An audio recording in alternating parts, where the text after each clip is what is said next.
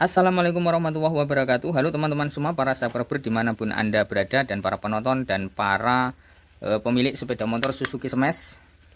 Ya, di sini video saya yaitu tentang sepeda motor Suzuki Smash. Sepeda motor ini mengalami kondisi oli yang sering terkuras atau sering habis. Walaupun baru saja kita ganti satu minggu pun itu sudah mengalami kondisi kekurangan atau sudah hampir habis. Kalau kita biarkan lama-lama, sepeda motor ini atau mesin ini menjadikan mesin jadi kasar atau semuanya aus pada komponen yang ada di dalam mesin, dan kemudian bisa menyebabkan busi akan cepat mati, tenaga loyo ya, dan kompresi akan melemah. Nah, faktor dari oli yang cepat habis itu bisa disebabkan ya teman-teman, biasanya piston yang sudah longgar atau yang sudah oblak. Oke teman-teman, kita lihat di bagian knalpot, kita nyalakan mesin dan kita lihat seberapa keluar asap sepeda motor ini, apakah benar-benar pistonnya yang sudah oblak atau ada penyakit lain ya. Oke, kita langsung saja kita nyalakan. Perhatikan ya teman-teman.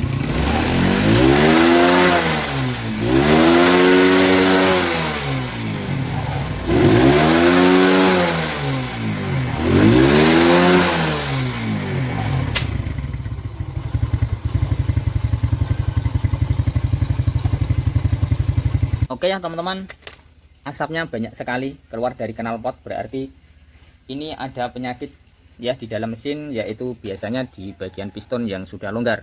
Oke teman-teman, kita langsung kita bongkar ya mesinnya. Di bagian kop bureng kita lepas dan kemudian kita teliti pada pistonnya.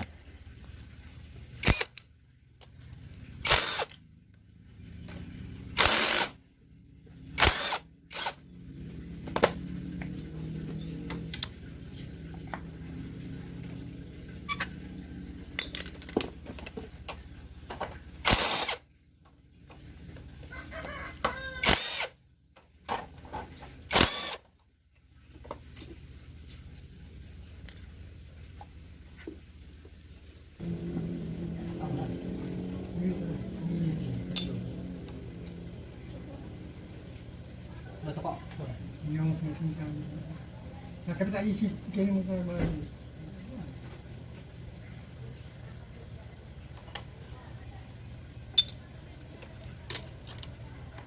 Kita harus mengendorkan pada tensionernya.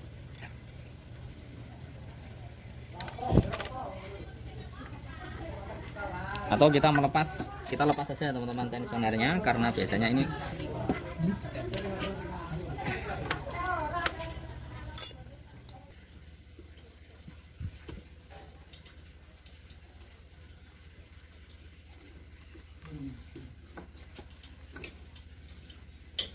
ini seperti semestinya ini dorongan ya teman-teman. Di sini ada pernya, tinggal dorong naik ke atas seperti ini. Nah, kita lepas dulu. Nanti kalau memasang harus kita netralkan untuk melepas bautnya ini ya. Oke, ini baru sudah kendor, tinggal melepas. Setelah terlepas, kemudian kita mengendorkan pada keempat baut untuk melepas kopnya.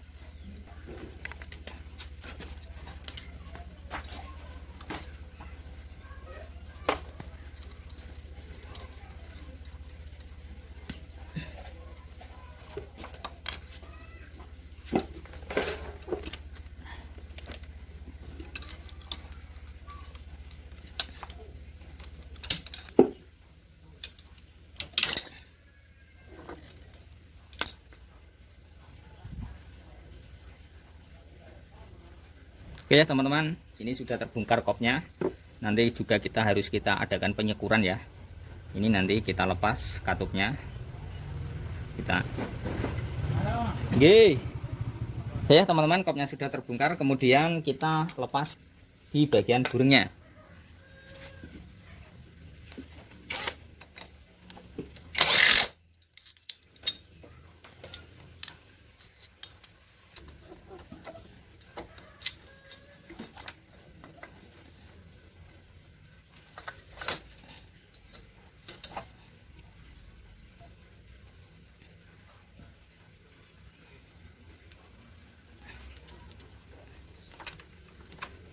Oke, kita lepas pistonnya.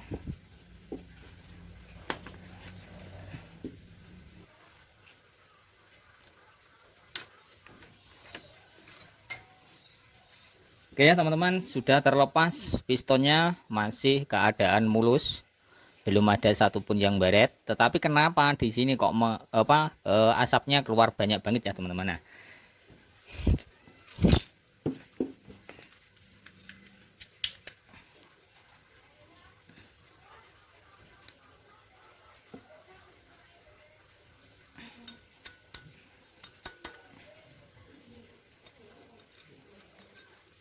oke ya teman-teman, walaupun ini belum baret, belum NATO, tetapi piston ini dengan ringnya ini ya sudah longgar ya, sudah longgar sehingga oli berobos lewat celah-celah pada ring ini.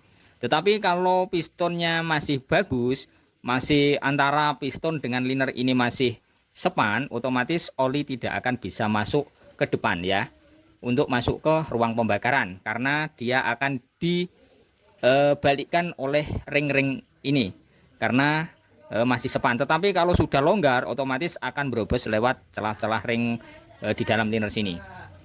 Nah, oke ya teman-teman. Nah, di sini ya teman-teman, pada liner Suzuki Smash di sini itu sangat tebal sekali. Jangan khawatir apabila sudah mengalami kondisi oversize yang tinggi ya, di atas 100 atau lebih 100. Ini akan masih tebal, bisa dimasukin ukuran piston 200 ya. Itu. Juga bisa dimasukin piston Suzuki Thunder ya, Suzuki Thunder yang 125 itu bisa. Makanya di sini jangan khawatir kalau pistonnya itu sudah tinggi ya ukurannya, tetap di sini masih tebal ya, kalau di Suzuki tetap aman. Oke. Ini yang menyebabkan kengebulan ya teman-teman, ini adalah faktor dari piston yang sudah longgar. Juga kompresi akan menurun, tenaga pun juga melemah kalau ini sudah oblak dengan linernya. Nah kalau di Suzuki ya teman-teman, nanti kalau di Suzuki Smash ya, nanti kalau kita adakan pengolteran atau penggantian piston, janganlah sampai mengolter yang oblak ya, janganlah sampai mengolter yang terlalu longgar. Usahakan lebih sepan, usahakan yang sepan ya teman-teman, antara piston dengan liner ini tidak boleh lari ya, dimasukkan itu tidak boleh plong, harus pelan-pelan masuknya ya, agak sepan, pokoknya itu sepan ya teman-teman. Kalau terlalu longgar otomatis nanti akan menyebabkan cepat ngebul ya, akan menyebabkan akan cepat ngebul itu bila penggantian pada piston sepeda motor Suzuki. Oke. Nah, di sini perlu kita amati juga, kita cek pada setang pistonnya apakah sudah oblak atau belum. Nah, di sini ya teman-teman, oblaknya kalau nganan ngiri itu harus ada oblaknya, tetapi tidak terlalu oblak ya, sedangan ya. Karena itu sepeleng. Tetapi kalau oblaknya maju mundur, ini otomatis harus kita adakan penggantian pada setang piston karena setangnya sudah longgar. Oke. Di sini juga kita cek di bagian pennya ya teman-teman, masuk keluarnya pen ini harus tidak ada oblaknya ya, harus sepan. Kalau ada oblaknya otomatis akan menimbulkan suara bila posisi mesin nyala ya, tidak bisa halus, akan menimbulkan bisa menimbulkan suara yang kasar atau suara yang menggelitik. Nih, makanya kita harus lebih teliti dalam penggantian piston, setang pun harus kita cek.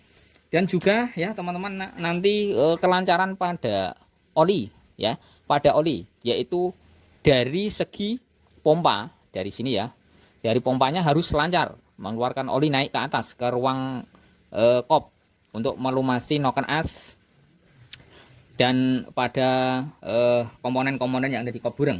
Dan kemudian kelancaran pada oli yang ada di sini ya, yang keluar dari block head di dalam sini, yang di depan kruk as, ini harus mengalir dengan sempurna. Gunanya untuk mengaliri piston supaya tidak ngejim ya, supaya tidak ngejim. Kalau di sini mampet, otomatis piston akan mudah ngejim dan menimbulkan kemacetan.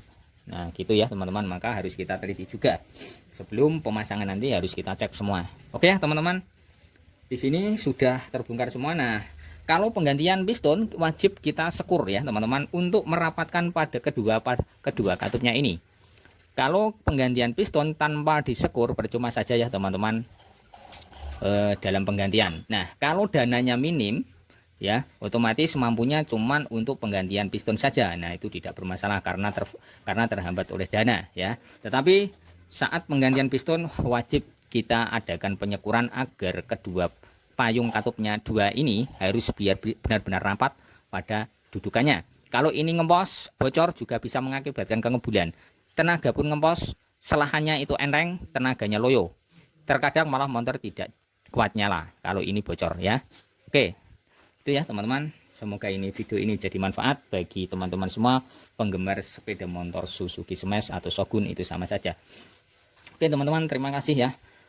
Nanti kita sambung kembali saat perakitannya, dan di sini sudah saya jelaskan semua ya. Semoga ini bisa dimengerti. Rantai ketengnya ini juga masih aman, tidak perlu kita ganti ya, karena belum menimbulkan suara dan masih standar ya, belum ada penyambungan pada setut kampretnya. Oke teman-teman, hanya segitu, terima kasih. Jangan lupa untuk di subscribe, like, juga di komen. Terima kasih.